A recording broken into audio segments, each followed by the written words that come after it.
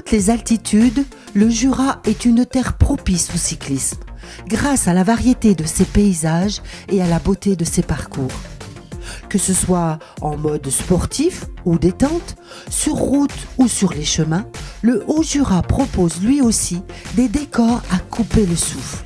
Traversés lors de manifestations cyclistes que sont la trame jurassienne, le Jura de haut en bas, la Forestière, le Tour du Jura ou à plusieurs reprises par la plus grande des épreuves dédiées à la petite reine, le Tour de France. C'est le terrain d'entraînement favori des membres du Vélo Jura, le club où est licencié Alexis Villermo, l'enfant du pays. Passer de Combes en sommet à la force de la cuisse et du mollet, c'est faire la route vers le caractère nature et sauvage de ce territoire. C'est l'apprécier avec humilité, à vitesse humaine. C'est découvrir physiquement la lente formation de ce massif, né il y a 35 millions d'années de la compression exercée par les Alpes.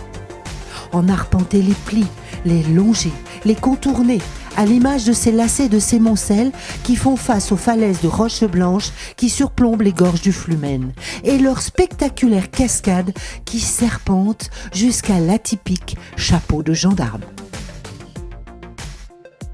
Sillonner le Haut-Jura à vélo, c'est s'imprégner des odeurs de ses forêts, des couleurs de sa flore, du son de ses rivières, des chants de sa faune.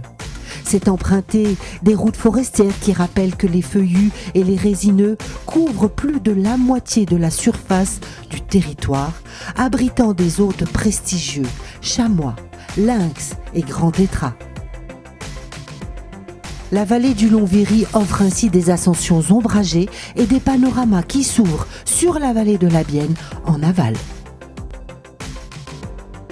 Faire du vélo sur le Haut-Jura, c'est passer de village en village, de Viry à Choux, de Choux à Vulvose avec son cirque impressionnant, des Moussières aux Molunes, des Molunes à l'Ajoux. Les circuits ne manquent pas. La capitale, Saint-Claude, est au carrefour de tous ces itinéraires cyclistes. On y vient pour son histoire, sa cathédrale, son artisanat, ses musées. Où que l'on veuille aller, il faut monter depuis le fond de cette vallée à 440 mètres d'altitude au confluent de la Bienne et du Tacon. Sitôt les limites de la ville franchies, de nouvelles aventures commencent sur de nouveaux horizons.